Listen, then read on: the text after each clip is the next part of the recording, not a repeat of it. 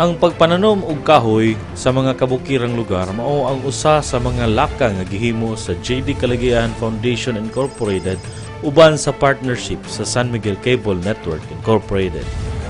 Gipanguluhan sa presidente sa San Miguel Cable Network ug sa JD Caligayahan Foundation ang pagpananom og kahoy didto sa Barangay Lunoy, Hagna, Bohol, uban sa mga buutan ug kugihan nga mga barangay opisyales sa maong barangay. Ang gihimo nga pagpananom sa kahoy usa sa mga social responsibility program agi og pagtubag o pagbalik sa serbisyo pinaagi sa pagpanalipod sa kalikupan.